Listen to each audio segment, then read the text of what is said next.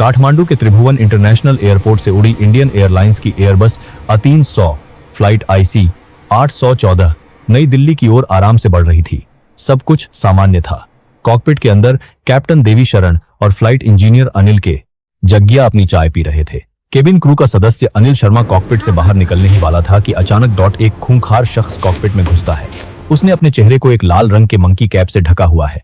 उसकी आंखें काले फोटोक्रोमैटिक चश्मे के पीछे छिपी हैं। उसके बाएं हाथ में एक घातक ग्रेनेड है जिसकी पिन वो कभी भी खींच सकता है और दाएं हाथ में एक लोडेड रिवॉल्वर कैप्टन के सिर पर तनी है। इससे पहले कि कैप्टन कुछ समझ पाते, वह आतंकी बेहद खौफनाक और सर्द आवाज में चिल्लाता है, कोई होशियारी नहीं करेगा, कोई हिलेगा नहीं। समय था शाम के 4:53 बजे। यह कोई हॉलीवुड की फिल्म नहीं थी। यह भारत के इतिहास के सबसे खौफनाक 173 घंटों की शुरुआत थी। एक ऐसा दुस्वप्न जिसने न सिर्फ 179 यात्रियों की जान को दांव पर लगा दिया, बल्कि दिल्ली के सत्ता के गलियारों में भूचाल ला दिया। विमान के अंदर 179 निर्दोष यात्री सवार थे। इकोनॉमी क्लास की एक सीट पर एक नवविवाहित जोड़ा बैठा था, 25 वर्षीय रुपिन कात्याल और उनकी पत्नी रचना। वे अपना हनीमून मनाकर काठमांडू से लौट रहे थे। उनके हाथों में मेहंदी की महक अभी ताजा थी और उनके दिलों में एक नए जीवन के अनगिनत सपने। लेकिन रुपिन और रचना को यह नहीं पता था कि उनके इस सफर में मौत के फरिश्ते भी सफर कर रहे हैं। सबसे बड़ा सवाल जो हर भारतीय के मन में उठता है, हथियारों के साथ आतंकी प्लेन में घुसे कैसे? काठमांडू का त्रिभुवन इंटरनेशनल एयरपोर्ट उस दिन सुरक्षा में एक ऐसी भयंकर चूक का गवाह बना जिसकी कीमत भारत को अपने खून से चुकानी पड़ी। चेकिंग इतनी लचर थी कि ये खूंखार दरिंदे अपने बैग में रिवॉल्वर और ग्रेनेड छिपाकर बड़ी आसानी से मेटल डिटेक्टर्स और सुरक्षा कर्मियों की आंखों में धूल झोंकते हुए विमान में दाखिल हो गए। इन आतंकियों ने खुद को कोडनेम दिए हुए थे, चीफ, डॉक्टर, बर्गर, भोला और शंकर। ये सभी पाकिस्तानी नागरिक थे और पाकिस्तान की खुफिया एजेंसी इसी इंटर सर्विसेज इंटेलिजेंस और खूंखार आतंकी संगठन हरकत उल मुजाहिदीन से जुड़े हुए थे। इनका एक ही नापाक मकसद था, भारत में तबाही मचाना और अपने मास्टरमाइंड आका को छुड़ाना। इनका आका कोई और नहीं बल्कि वह खूंखार आतंकी मसूद अजहर था जो भारत की जेल में बंद था। यह वही दरिंदा था जिसने बाद में जैश-ए-मोहम्मद की स्थापना की और हजारों निर्दोष भारतीयों का खून बहाया। शाम 4:56 बजे, नई दिल्ली। कैप्टन देवी शरण ने अपनी जान पर खेलकर और अपनी गजब की सूझबूझ का परिचय देते हुए आतंकियों की नजरों से बचकर दिल्ली ATC को हाईजैक का सीक्रेट कोड भेज दिया था। आतंकियों की मांग थी कि इस विशालकाय एयरबस A300 विमान को लाहौर ले जाया जाए, लेकिन पाकिस्तान ने अपनी वायु सीमा में घुसने की इजाजत नहीं दी। फ्यूल तेजी से खत्म हो रहा था। कैप्टन ने मजबूर होकर शाम 7:00 बजे विमान को पंजाब के अमृतसर एयरपोर्ट राजा सांसी एयरपोर्ट पर लैंड कर दिया। यह वह पल था जहां भारत इस पूरी बाजी को पलट सकता था। यह वह मौका था जहां आतंकियों को उनके अंजाम तक पहुंचाया जा सकता था। लेकिन यहीं पर भारत के क्राइसिस मैनेजमेंट ग्रुप CMG से एक भारी चूक हुई। दिल्ली में बैठे शीर्ष अधिकारी, खुफिया एजेंसियां और एविएशन एक्सपर्ट्स किसी भी नतीजे पर नहीं पहुंच पा रहे थे। कोई नेतृत्व लेने को तैयार नहीं था। पूर्व रॉ चीफ AS दुलत के अनुसार उस वक्त कोई भी फैसला नहीं ले पा रहा था और सब एक दूसरे पर दोष मढ़ रहे थे। दुविधा का आलम यह था कि दिल्ली से इंटेलिजेंस बल ईब के तत्कालीन निदेशक श्यामल दत्ता ने पंजाब के DGP सरबजीत सिंह को एक बेतुका सुझाव दिया, क्या आप विमान के टायरों पर गोली मारकर उन्हें पंक्चर कर सकते हैं? DGP सिंह ने भड़कते हुए जवाब दिया कि ये कोई साइकिल के टायर नहीं है बल्कि विशालकाय ट्यूबलेस टायर हैं। गोलियां चलाने से भयंकर विस्फोट हो जाएगा और 179 यात्रियों की जान चली जाएगी। यहाँ दो सबसे बड़ी रणनीतिक गलतियां हुई। पहला, NSG नेशनल सिक्योरिटी गार्ड की देरी। भारत के सबसे एलीट ब्लैक कैट कमांडोज को दिल्ली से अमृतसर पहुंचने में जानलेवा देरी हो गई। जब तक कमांडोज का विमान उड़ान भरने के लिए तैयार होता तब तक बहुत देर हो चुकी थी। दूसरा, फ्यूल टैंकर का ब्लंडर। अमृतसर में स्थानीय प्रशासन ने कमांडोज के आने तक विमान को रोके रखने के लिए रनवे को ब्लॉक करने के मकसद से एक फ्यूल टैंकर को विमान की तरफ भेजा, लेकिन तालमेल की भयानक कमी के कारण टैंकर ड्राइवर घबरा गया और उसने टैंकर को विमान से दूर ही रोक दिया। विमान के अंदर बैठे आतंकियों ने बाहर इस संदिग्ध गतिविधि को देख लिया। उन्हें समझ आ गया कि यह भारत सरकार का कोई जाल है। वे बुरी तरह बौखला गए।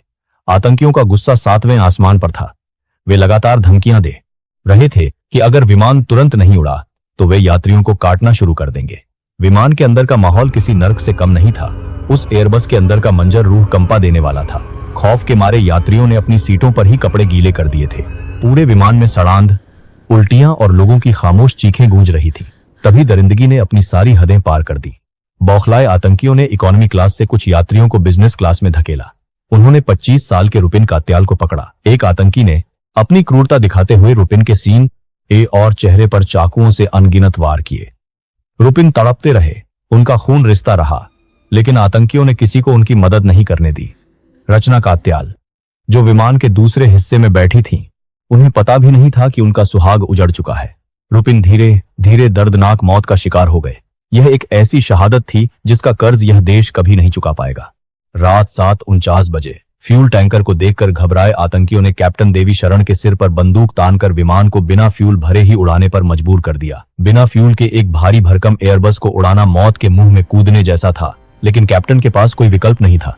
रात 8:01 बजे विमान लाहौर में उतरा, जहां उसे फ्यूल दिया गया। फिर उसने काबुल के लिए उड़ान भरी, लेकिन वहां रात में उतरने की सुविधा न होने के कारण उसे दुबई मोड़ दिया गया।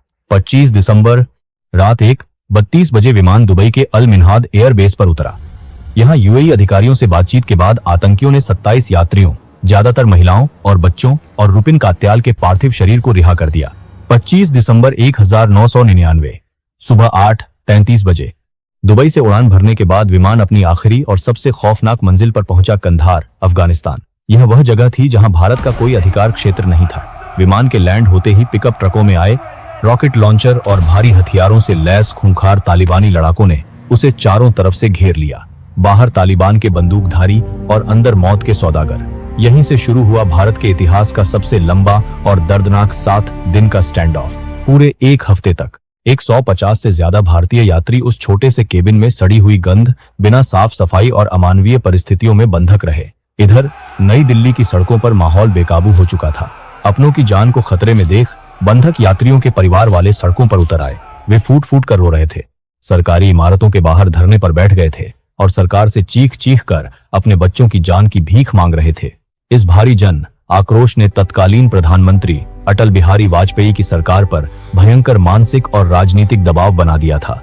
27 दिसंबर को भारत सरकार ने अपने बेहतरीन नेगोशिएटर्स, खुफिया अधिकारियों और रॉ एजेंट्स की एक टीम कंधार भेजी। जब आतंकियों ने अपनी मांगे रखी तो अधिकारियों के पैरों तले जमीन खिसक गई। उनकी 3 मांगे थी। 1. भारत की जेलों में बंद 36 खूंखार आतंकियों की रिहाई, जिसमें मसूद अजहर शामिल था। 2. मारा गया आतंकी सज्जाद अफगानी का शव। 3. $200 मिलियन कैश। यहां कहानी में एक बड़ा ट्विस्ट आया। तालिबान, जो खुद को कट्टरपंथी इस्लाम का ठेकेदार मानता था, उसने भारतीय दल और आतंकियों के बीच मध्यस्थता की। तालिबान ने पैसों और शव की मांग को गैर इस्लामी बताकर आतंकियों को इसे वापस लेने को कहा। लेकिन जब भारत ने आतंकियों की रिहाई को भी गैर इस्लामी कहने की अपील की, तो तालिबान ने आतंकियों का साथ दिया। लगातार 7 दिन के उस खौफनाक गतिरोध, दिल्ली में परिवारों के भारी दबाव और अपनों की जान बचाने की मजबूरी में भारत को वह करना पड़ा जो वह कभी नहीं करना चाहता था। भारत सरकार और आतंकियों के बीच समझौता हुआ। तत्कालीन जम्मू कश्मीर के मुख्यमंत्री फारूक अब्दुल्ला इस फैसले के सख्त खिलाफ थे। उन्होंने कहा था, मैं इस कश्मीरी मुश्ताक झरगर को नहीं जाने दूंगा। वह एक हत्यारा है, लेकिन सरकार के पास कोई और विकल्प नहीं बचा था।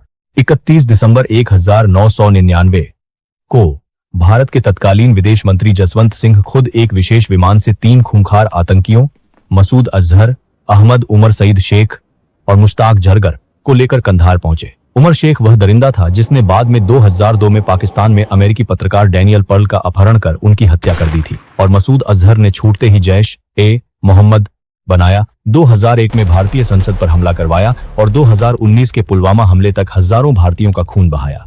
इन तीनों खूंखार दरिंदों को आजाद कर दिया गया और बदले में हमारे यात्रियों को रिहा किया गया। 1 जनवरी 2000 को वह मनहूस विमान वापस भारत लौट आया। यात्री तो सुरक्षित लौट आए, लेकिन भारत के सीने पर एक ऐसा घाव लग गया जिसकी टीस आज भी महसूस होती है। भारत माता की जय। जय हिंद।